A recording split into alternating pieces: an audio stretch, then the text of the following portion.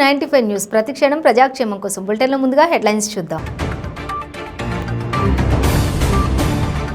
వరంగల్ జిల్లా పర్వతగిరిలో పల్లె ప్రగతి దినోత్సవం. గ్రామ పంచాయతీ ట్రాక్టర్ నడుపుతూ మొక్కలకు నీళ్లు పోసిన మంత్రి ఎర్రబెల్లి. నిజామాబాద్ తెలంగాణ వర్సిటీ విద్యార్థుల భిక్షాటన. హాస్టల్లో భోజనాలు పెట్టకపోవడంతో రోడ్డెక్కిన విద్యార్థులు.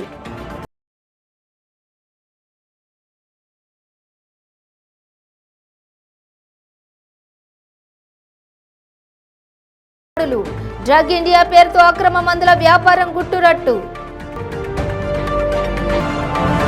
కోల్కతాలోని నేతాజీ సుభాష్ చంద్రబోస్ అంతర్జాతీయ విమానాశ్రయంలో భారీ అగ్ని ప్రమాదం. డిపార్చర్ లాంజ్ లో ఉన్నట్లుండి చెలరేగిన మంటలు.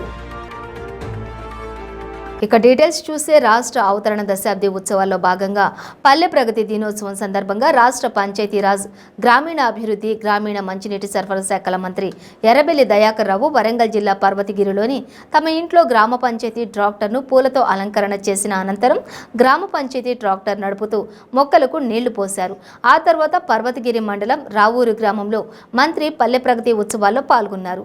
మహిళలతో కలిసి కోలాటమాడారు. అలాగే గ్రామంలో నిర్వహించిన ర్యాలీలో మంత్రి ఉత్సాహంగా పాల్గొన్నారు.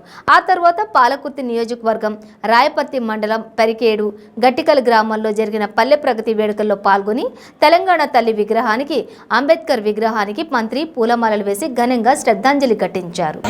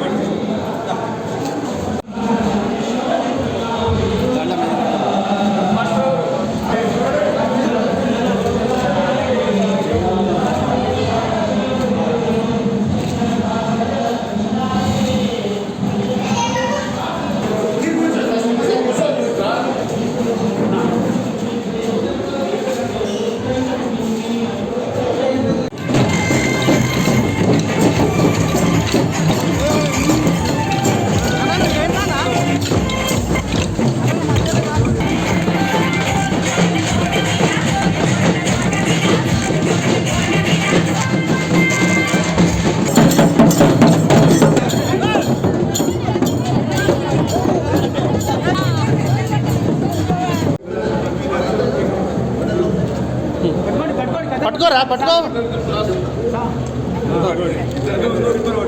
చూడండి సార్ చూడండి.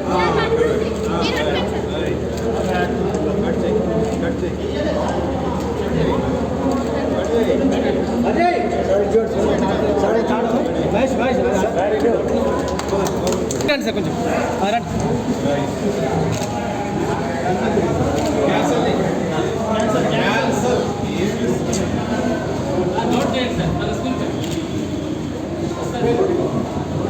లోడింగ్ అది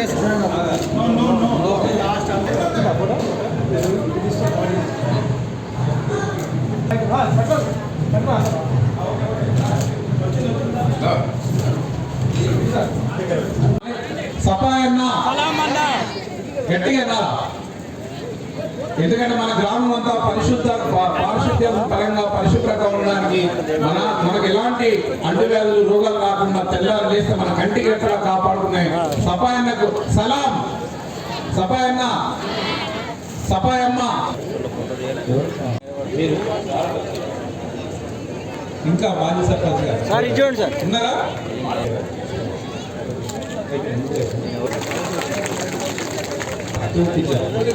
నిజామాబాద్ తెలంగాణ వర్సిటీ విద్యార్థులు ఆందోళన బాట పట్టారు. హాస్టల్లో భోజనాలు పెట్టకపోవడంతో విద్యార్థులు రోడ్డెక్కారు. జాతీయ రహదారిపై ఖాళీ ప్లేట్లతో వర్సిటీ విద్యార్థులు కూర్చున్నారు. జీతాలు రాలేదని, హాస్టల్ సిబ్బంది వంటలు చేయలేదని విద్యార్థులు ఆగ్రహం వ్యక్తం చేస్తున్నారు. దీంతో తెలంగాణ వర్సిటీ విద్యార్థులు ఆకలితో రోడ్డెక్కారు. వర్సిటీ పక్కన ఉన్న నడిపల్లి తండాలో విద్యార్థులు భిక్షాటన చేశారు.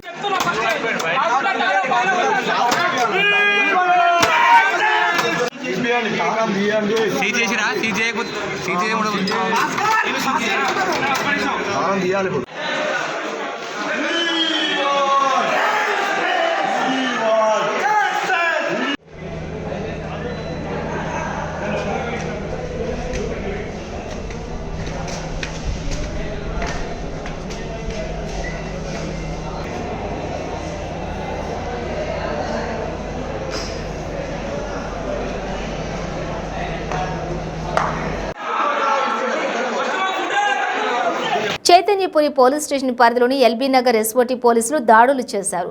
డ్రగ్ ఇండియా పేరుతో అక్రమ మందుల వ్యాపారం నిర్వహిస్తున్నట్లు గుర్తించిన లేబుల్ లేని డేట్ ఎక్స్పైరీ మందులు నిల్వ చేసినట్లు గుర్తించారు. ₹1 కోటి నకిలీ మందులు సీజ్ చేసి పోలీసుల దర్యాప్తు చేస్తున్నారు.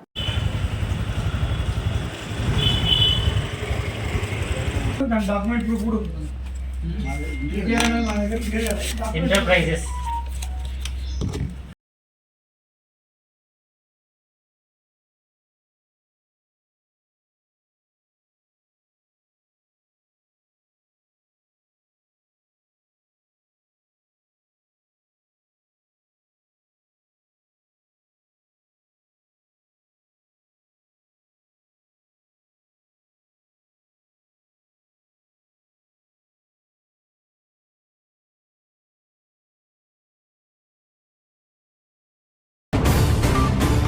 కోల్కతాలోని నేతాజీ సుభాష్ చంద్రబోస్ అంతర్జాతీయ విమానాశ్రయంలో భారీ అగ్ని ప్రమాదం సంభవించింది.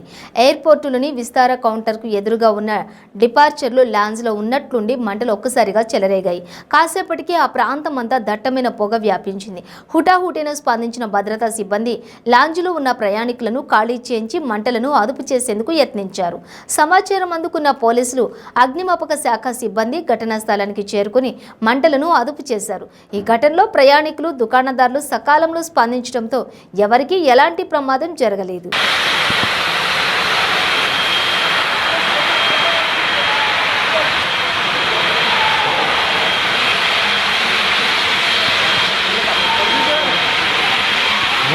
আগুন লেগে গেছে এয়ারপোর্টে।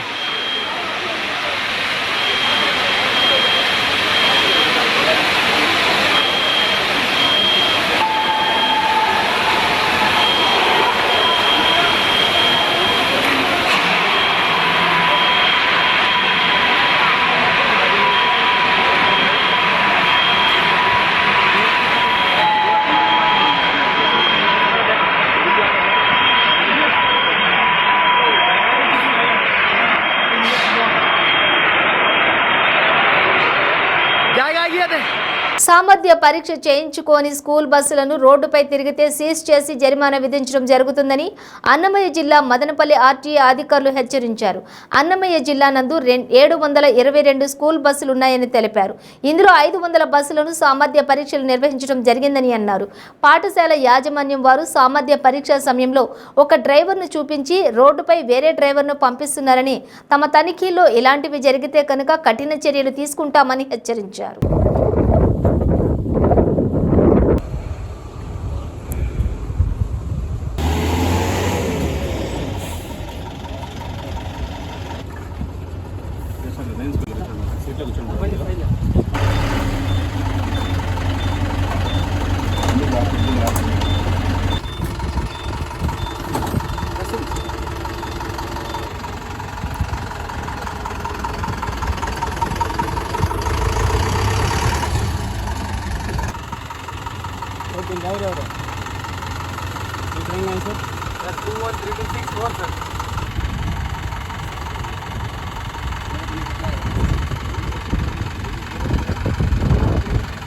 శ్రీ సత్యసాయి జిల్లా మడకశిర ఎమ్మెల్యే తిప్పేస్వామి కారును ముగ్గురు ప్రయాణిస్తున్న బైక్ను ఢీకొట్టింది. యూటర్న్ తీసుకుంటున్న కారును మద్యం మత్తులో ఉన్న యువకులు బైక్తో ఢీకొట్టారు. మడకశిర పట్టణంలోని ప్రభుత్వ ఆసుపత్రి సమీపంలో ఈ ఘటన చోటు చేసుకుంది. కారు ఢీకొన్న సమయంలో కారులో డ్రైవర్ మాత్రమే ఉన్నాడు. ఈ ప్రమాదంలో ముగ్గురు యువకులలో ఒకరికి కాలుకు గాయమైంది. మరో ఇద్దరు స్వల్ప గాయాలతో ప్రభుత్వ ఆసుపత్రిలో చికిత్స పొందుతున్నారు. సీసీటీవీ కెమెరాలలో ప్రమాద దృశ్యాలు రికార్డయ్యాయి.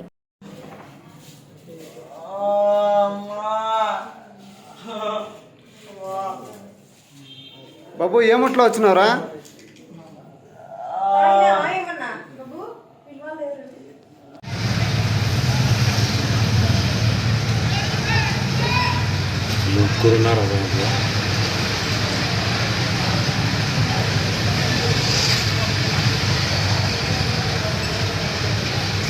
వెంటనే షార్ట్ బ్రేక్ తీసుకుందాం. తాజా సమాచారం కోసం 95 న్యూస్ ఇప్పుడు యాప్ లో కూడా మీ ముందుకు వచ్చింది.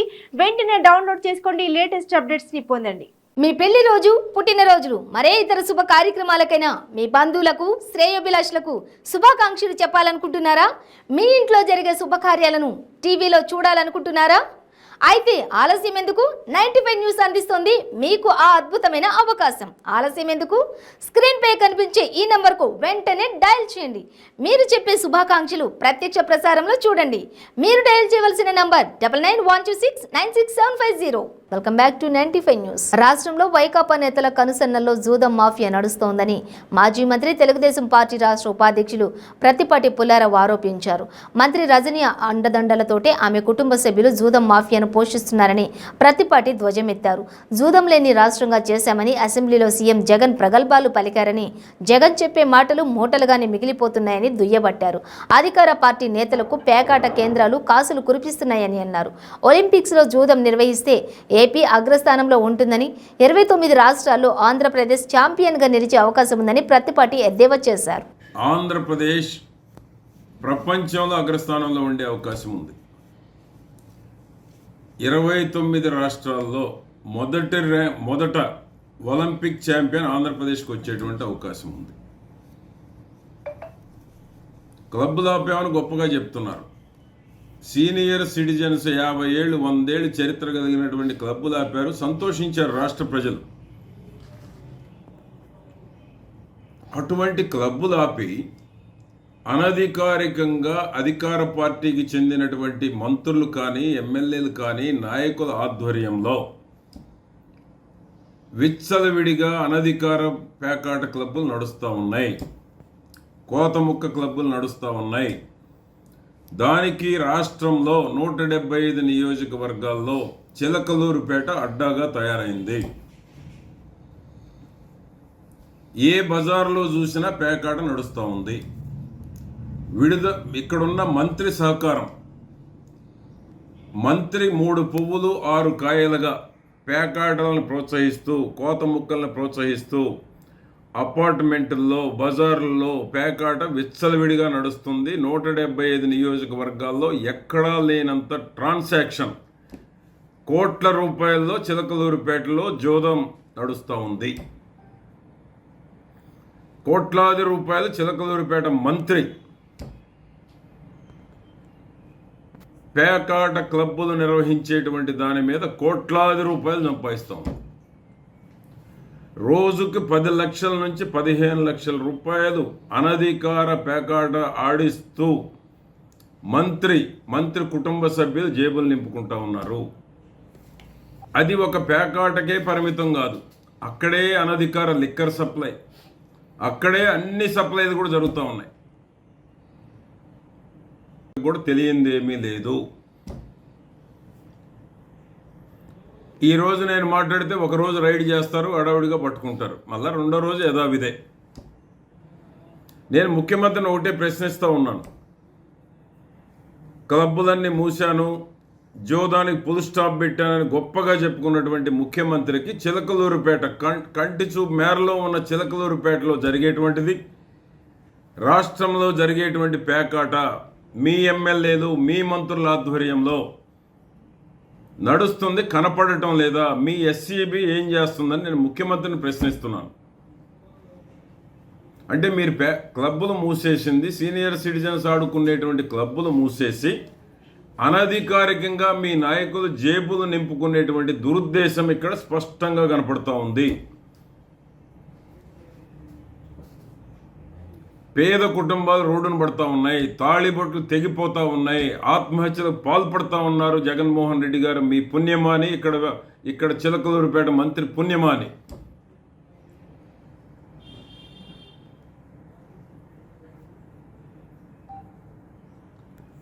ఎస్సీబీ కనపడటం లేదా? పోలీస్ శాఖ కనపడటం లేదా? ఒకరోజు రైడ్ చేసి చేతులు ముడుచుకుంటే తెల్లారి మళ్ళీ యథావిధిగా నడవటం లేదా మీ క్లబ్బులు? మీకు చేత కాకపోతే మేము మా వాళ్ళు చూపిస్తారండి ఎక్కడెక్కడ నడుస్తున్నాయో కూడా.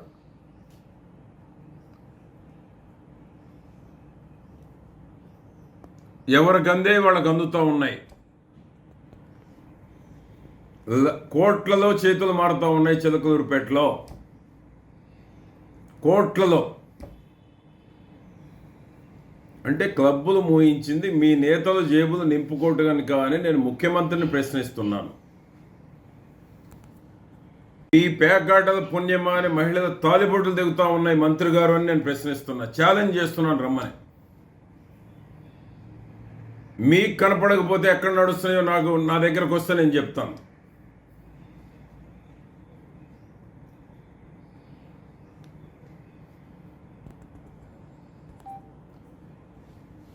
అనేక మంది తాలిబొట్లు దిగుతూ ఉన్నాయి.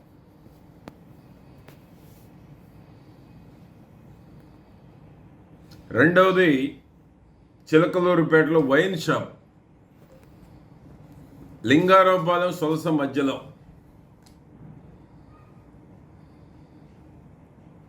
రోడ్డు పక్కనే వైన్ షాప్ పెడుతున్నారు.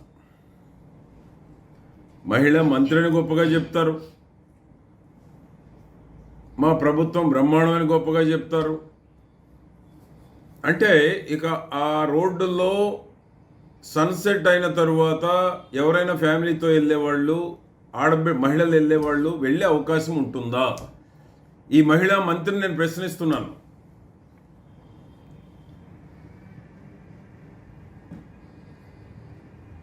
రోడ్డు పక్కనే ఇప్పటికే ఎక్కడైనా వైన్ షాప్ ఉంటే అక్కడ ట్రాఫిక్ జామ్ అవుతూ ఉంది. సొలస లింగారావుపాలెం మధ్య మంత్రిని చూడమంటున్నాను నేను పోయి. ఆ రోడ్డు పక్కన వైన్ షాప్ ప్రారంభిస్తే ఆ రోడ్డు జామ్ అయిపోతుంది. జామ్ అయిపోవడంతో పాటు ఫ్యామిలీతో వెళ్ళేవాళ్ళు కానీ లేడీస్ కానీ ఆ రోడ్డులో ప్రయాణం చేసేటువంటి అవకాశం ఉందా? మీకు కనపడటం లేదా? వైన్ షాప్ ప్రారంభం కాకముందే అక్కడ బెల్ట్ షాప్ నడుస్తుంది, ట్రాఫిక్ జామ్ అవుతుంది. ఇప్పుడు ఇంకా వైన్ షాప్ ప్రారంభం కాదా, బెల్ట్ షాప్ నడుస్తుంది అక్కడే, రెండు ఊళ్ళ మధ్యలో. కనీసం చుట్టుపక్కల ఇళ్ళు కూడా లేవు. మరి ఏ విధంగా పోవాలి ఫ్యామిలీతో ట్రావెల్ చేసేవాళ్ళు? ఏ విధంగా ఆడబిడ్డలు వెళ్ళాలి, ఒంటరిగా వెళ్ళేవాళ్ళు, పొలాలకు వెళ్ళి ఆలస్యమైన వాళ్ళు ఇళ్ళకి వెళ్ళేవాళ్ళు ఏ విధంగా వెళ్ళగలుగుతారని నేను అడుగుతా ఉన్నాను. ఈ విధంగా రాష్ట్రం మొత్తం అధికారికంగా వైన్ షాపులు పెట్టి పేదవాళ్ళ తాలిబొట్లు తెగేటువంటి విధంగా ప్రభుత్వం ప్రోత్సహిస్తూ ఉంది. నాలిటీ లేనటువంటిది, అనారోగ్యం పాలవుతున్నారు. హాస్పిటల్కి వెళ్తేనే ఆరోగ్య సేవ చేర్చుకోవటం లేదు. గొప్పగా చెప్పేటువంటి ఫ్యామిలీ కాన్సెప్ట్ డాక్టర్లను తీసుకొస్తున్నారు. ఎందుకేనా?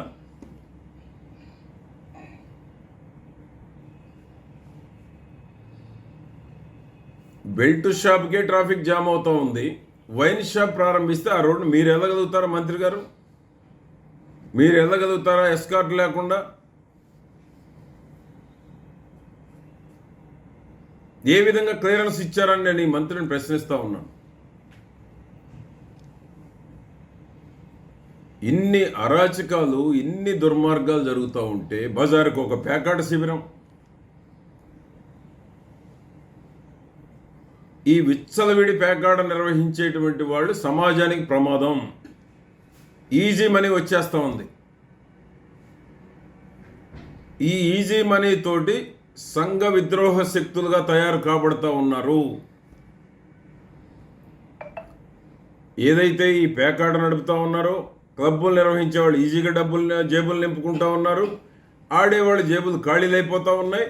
వాళ్ళేమో ఆత్మహత్యలు, సూసైడ్లు, ఇంట్లో భార్యలు తాలిబొట్లు తెగిపోతూ ఉన్నాయి. వీళ్ళు జేబులు నింపుకొని సంఘ విద్రోహ శక్తులుగా తయారు కాబడుతూ ఉన్నారు.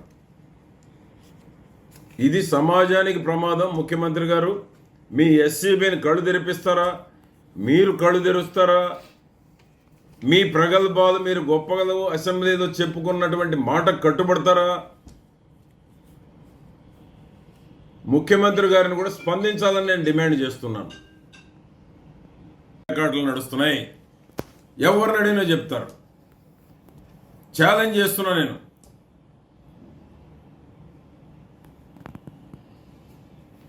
జూదం ఆంధ్రప్రదేశ్కి ఛాంపియన్షిప్ వస్తుంది, ఒలింపిక్స్ పోటీలు పెడితే. 2 వైన్ షాపులు, బెల్ట్ షాపులు, విచ్చలవిడి మీ నాయకులు దోచుకుంటా ఉన్నారు బెల్ట్ షాపుల ద్వారా. ఎన్ని బెల్ట్ షాపులు ఉన్నాయి ఈ నియోజకవర్గంలో? బంకుల్లో అమ్ముతున్నారు, షాపుల్లో అమ్ముతున్నారు, చిల్లర దుకాణాల్లో అమ్ముతా ఉన్నారు. విచ్చలవిడిగా బెల్ట్ షాపులు నడుపుతూ జేబులు నింపుకుంటా ఉంది అధికార పార్టీ. 2 మూడవది, ఈరోజు కడప జిల్లా ఒక దళిత కుటుంబం కృష్ణయ్య చనిపోయాడు. జగన్మోహన్ రెడ్డి గారు పెద్ద పెద్ద మాటలు చెప్తారు, దళితులు మా పక్కే, పేదవాళ్ళ పెత్తందారులు పోటీ అని. పేదవాళ్ళు అనుకునేటువంటి దళితులు మీ సొంత నియోజకవర్గం, అది కూడా మీ సొంత నియోజకవర్గంలో చనిపోతే ఏం చేస్తున్నారు ముఖ్యమంత్రి గారు? దళితులకు రక్షణ ఉందా ఈ రాష్ట్రంలో ముఖ్యమంత్రి గారు మీ నాయకత్వంలో? దళితులకు రక్షణ ఎక్కడుందని నేను ముఖ్యమంత్రి గారిని ప్రశ్నిస్తూ ఉన్నాను. మీ నియోజకవర్గంలో దళితులు చనిపోతే మీరు తీసుకున్న చర్యలేంటి? నెలలో 2 జరిగినాయి మీ నియోజకవర్గంలో. దళితుల్ని అని చెప్పుకునే, గొప్పగా చెప్పుకునే ముఖ్యమంత్రి మీ నియోజకవర్గంలో 2 దళిత కుటుంబాల్లో ఉన్న వ్యక్తులు చనిపోతే మీరు తీసుకున్న చర్యలేంటి? దళితులకు రక్షణ కల్పిస్తారా లేదా? పల్నాడు జిల్లా పెద్దపాలెంలో ఘోర అగ్ని ప్రమాదం చోటు చేసుకుంది. ఈ ఘటనలో 15 పూరిళ్లు దగ్ధమవ్వగా ఇంట్లో నిద్రిస్తున్న 7 ఏళ్ల చిన్నారి సజీవ దహనమైంది. పలువురికి గాయాలయ్యాయి. సమాచారం అందుకున్న అగ్నిమాపక సిబ్బంది మంటలను అదుపు చేశారు.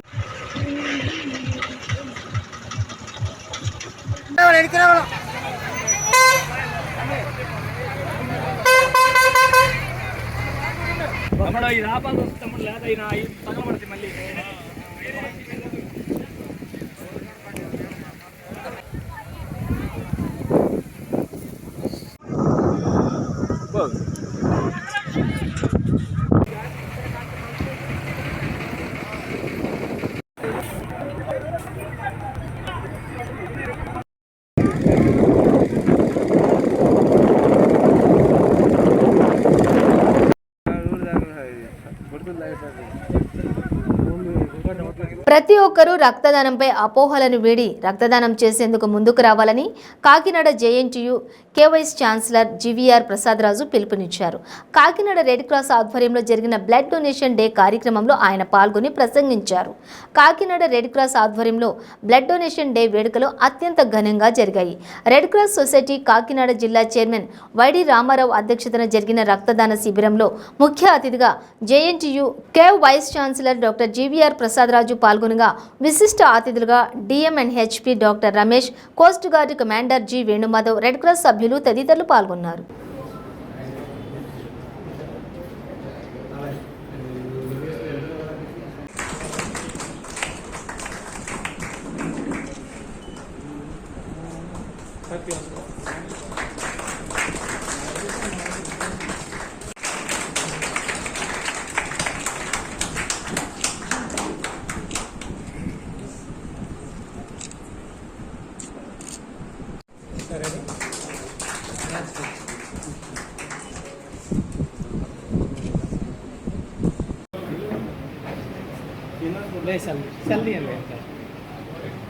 बोल कुछ भाई कहता बाबू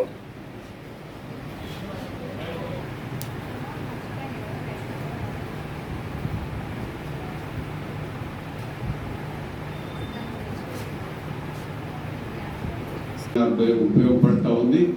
చాలా సంతోషం. ఈరోజు ఈ వరల్డ్ బ్లడ్ డోనర్ డేకి మేము బ్లడ్ డొనేషన్ సారథ్యంలో పిల్లలు వచ్చి వేళ బ్లడ్ డొనేషన్ చేస్తున్నారు. ఇదే కాకుండా ప్రక్కనే ఉన్నటువంటి బ్లడ్ డొనేషన్ గురించి వేదిక మీద అలంకరించిన ఉన్నతాధికారులందరూ చెప్పారు. కానీ పరోపకారం ఇదం శరీరం, విన్నారా ఈ మాట?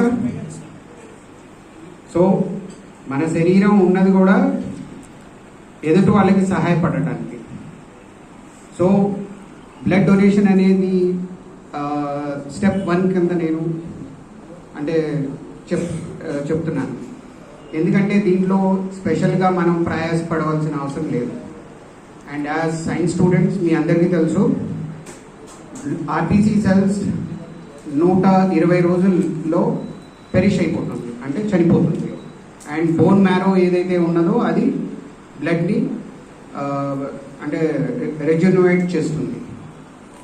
సో దీని గురించి మనం ఎక్కువగా ఆలోచన చేయవలసిన పనే లేదు.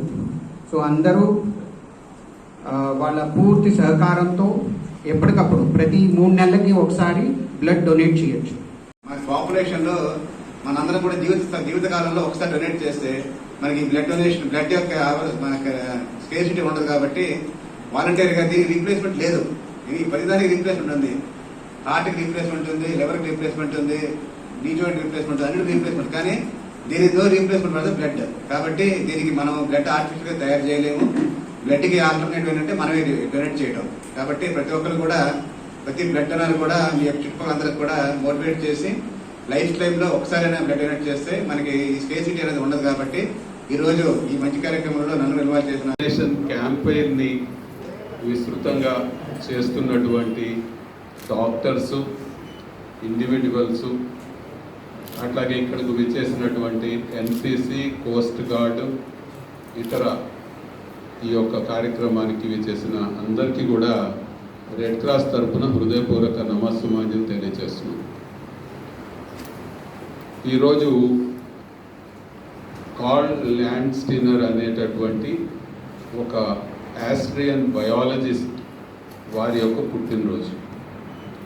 ఆయన ఈ యొక్క బ్లడ్లో బ్లడ్ గ్రూప్స్ ఉంటాయని కనిపెట్టి మానవాళికి ఒక గొప్ప సేవని చేసినటువంటి వ్యక్తి. కాబట్టి దానిని గుర్తుగా ఈ యొక్క వరల్డ్ బ్లడ్ డోనార్ డేని ఈ రోజున ఏర్పాటు చేసుకోవడం జరిగింది.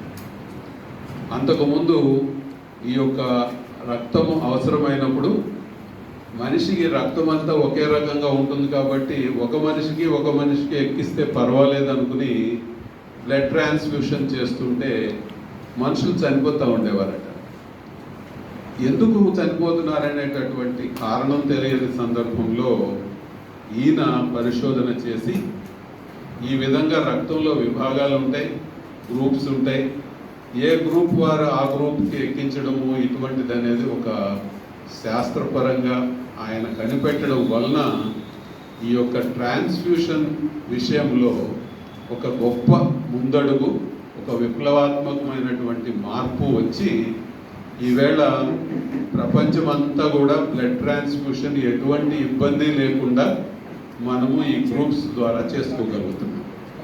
దానికి గుర్తుగా ఈ యొక్క రక్తదాత దినోత్సవాన్ని మనం జరుపుకుంటూ దీని ద్వారా ప్రజలకు రక్తదానం పట్ల ఏమైనా అపోహలు ఉంటే వాటిని తొలగించడం, రక్తదానానికి వారిని చైతన్యవంతం చేయడం, వారిని ప్రేరేపించడం, అదేవిధంగా రెగ్యులర్గా రక్తదానం చేసే వారిని ప్రోత్సహించడం, రక్తదాన శిబిరాలు నిర్వహించే వారిని ప్రోత్సహించడం, అదేవిధంగా బ్లడ్ని సేఫ్గా ఎవరైతే ఇస్తున్నారో వాటిని తీసుకుని ఉపయోగించేటటువంటి ఆసుపత్రుల వారిని అభినందించడం, ఆ యొక్క కార్యక్రమం ఇందులో భాగంగా ఏర్పాటు చేసుకోవడం జరిగింది. బులెటిన్ ముగించే ముందు హెడ్లైన్స్ మరోసారి. వరంగల్ జిల్లా పర్వతగిరిలో పల్లె ప్రగతి దినోత్సవం. గ్రామ పంచాయతీ ట్రాక్టర్ నడుపుతూ మొక్కలకు నీళ్లు పోసిన మంత్రి ఎర్రబెల్లి. నిజామాబాద్